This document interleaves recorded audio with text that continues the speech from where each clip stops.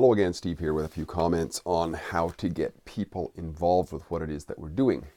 Now, you might say, and legitimately, I'll take it as a something of value for sure if you say it, that Steve, you're not a very good example of this because you only have like 148 subscribers and low viewership on your YouTube channel and everything. Yeah, that is absolutely correct.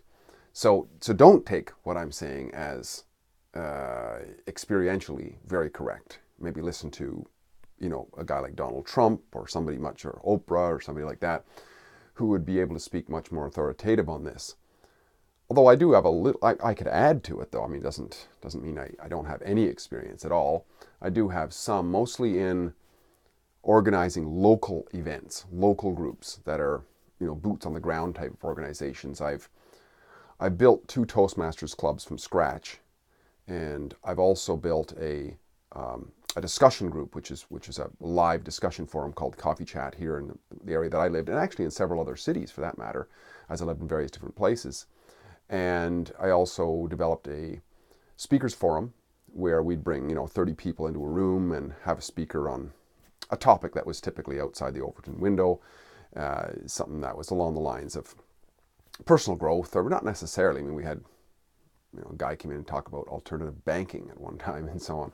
So yeah, I built a number of organizations. So I do have a little bit of experience, at least in that. And I just wanted to share that because, getting people involved with us in terms of quality of life, and mind you, I'm going to speak of this just as a side, in reference to some references to Toastmasters organization, and in some reference to what I'm building now. My next project really is my Inner Genie project, which you can go to innergenie.com, innergenie.com, all one word, and you can check it out. It's still under development and it's still rather rudimentary, but I've been working at it for about a year now, and I'm getting some really, really humbling testimonials coming in from the effects that people are experiencing through the program. And so I do have a little bit of experience in getting people sort of motivated or incentivized to work with me. And a good example, a lot of my example, I guess, comes through Toastmasters, because through Toastmasters I've learned a lot. I've learned a lot in terms of distilling down what it is I have to say, I guess, about this.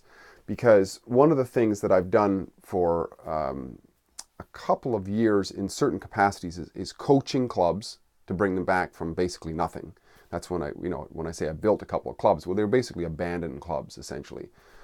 They existed as a shell, but there was basically no membership. And then, well, for example, this last one that I'm working on now that's bloomed into success. I had discussions with people about how there's too many Toastmasters clubs in the city. Nobody wants to join. We try. It's just oversaturated and so on. Now, people in that same club, there was 2 or 3 of them left who couldn't, just couldn't build a club at all for some reason. Get this. A year and a bit later, 2 nights ago, I'm at this event. We have the largest club, as far as I know, in the city. Of about 20 clubs now, whereas we were like nothing a year and a half ago. And at the end of this meeting, there was, I kid you not, there was a lineup of people coming to talk to me and coming to talk to others as well. But I'm just speaking for my example. Full room, right, during the meeting, just full on, like, bursting at the seams pretty much. We're running overtime, trying to get everybody involved and so on. And these people were coming up to me and asking me, how can I join? So I'd say, okay, here's a membership form, fill it out. That guy over there is the treasurer, he'll take your money. And brief explanation, do you understand? And people's trying to talk to me, right? So that person goes over to the treasurer to pay the treasurer. Next person came up, same question. How do I join? Here's the membership form. Put your name on it and sign it here, and go give your money to the treasurer. Next person behind. Here, I have my application form. Who do I give the money to? It was just, and this is the same club, at least number-wise and name-wise, where people were saying, nobody wants to join. Now, one of the lessons I learned, because not only did I coach, but I also did this thing called Vice President of Membership, which is somebody in the club who takes care of the members, tries to figure out what the members want and try to customize the experience for them so that it's enjoyable, rather than just the way they worked before in the club. And the reason why nobody would join is, this is what we do here, and no, we don't do this, and no, we do, and you got to follow these rules and these rules. I mean, who the hell wants to join that, right? People are coming to Toastmasters for their reasons, and that's what we have to get in all of our dealings with people. People are dealing with us for their reasons, not ours. To expect them to conform to our peculiar desires or whatever is completely bonkers. We have to somehow craft what it is that we want as beneficial for them. And that's what we have to do.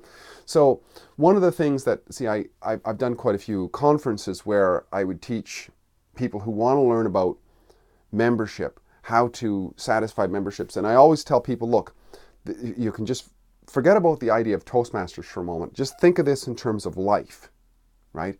How do you want to get people involved with you?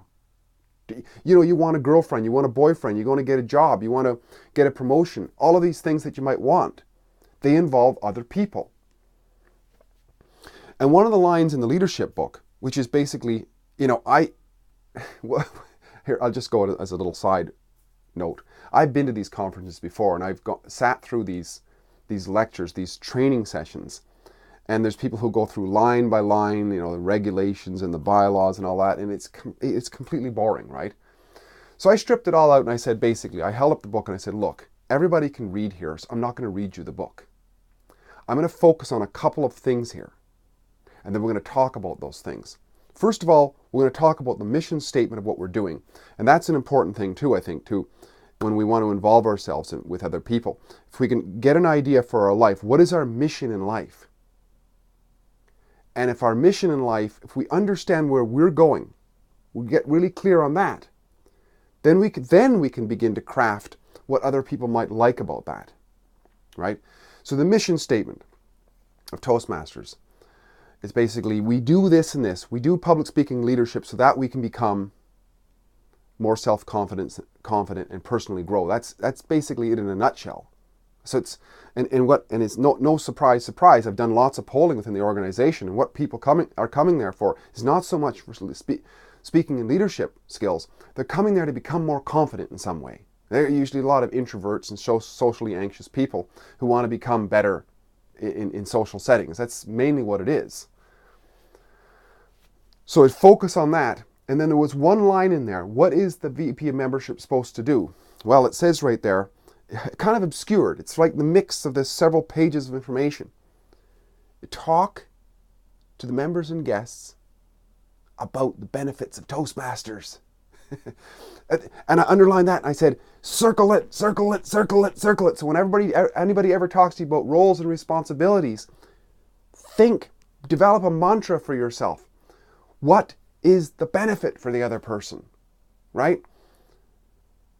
Because, and people have this thing with, even with and I hear people talk about their spouse. Their spouse is supposed to do this and is supposed to do that, is not doing their role, is not mowing the lawn, and is not doing this or whatever. Well, what's the benefit for them, right? Yes, we all have roles and responsibilities in our relationships. And we can craft the benefit for ourselves. But if we leave that part out of it, of who we're wanting to talk to, of who we're wanting to be involved with, of who we're wanting to do business with, of who we want to work with, and so on, we can lose out on a lot of great opportunity. I remember one time somebody was talking to me about going to get a job. So many people will do a resume and a cover letter, and it's all about themselves. Oh, I went to this college, and I worked here, and I this, and I that. And they've done diddly squat of any research about the company or the individual they're asking to give them an employment situation for. If they had, then they can craft all of their credentials and experience and so on into a possible benefit for the person they're talking to. You see? So it's and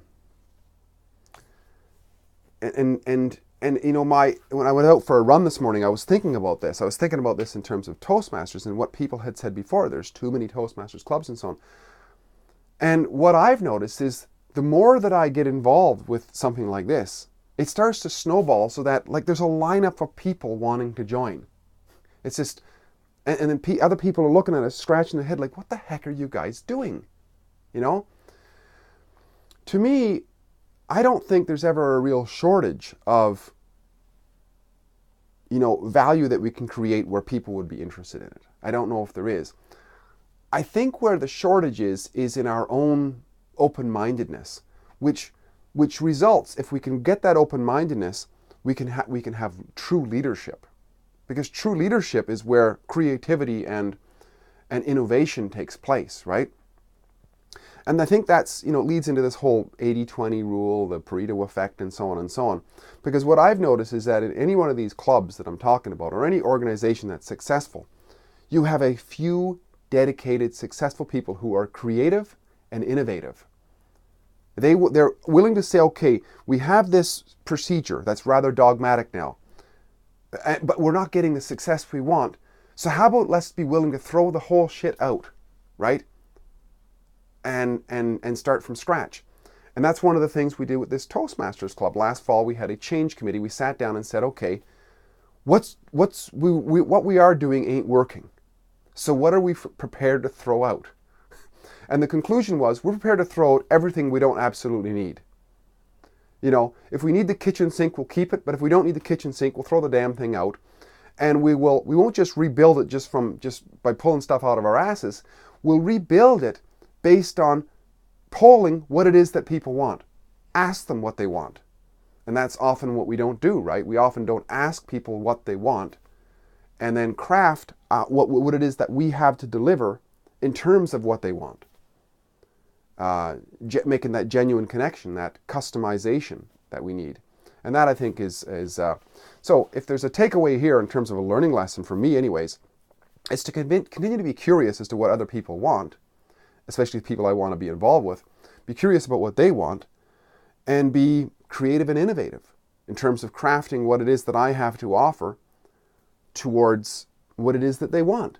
And with that, the next problem is, how do you deal with the number of people who want to work with that situation? Because when we can connect with what people want, they're there.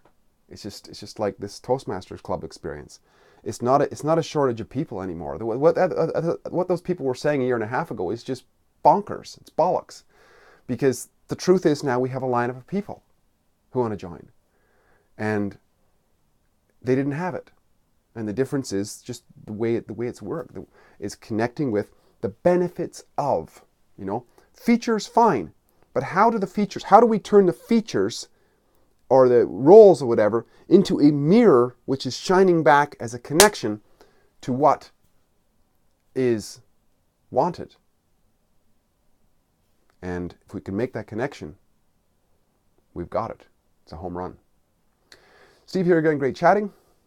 If you like what I'm doing, please like, subscribe, and share. Comment in the box below. And it's wonderful chat. Wonderful time chatting again. Talk to you soon. Bye for now.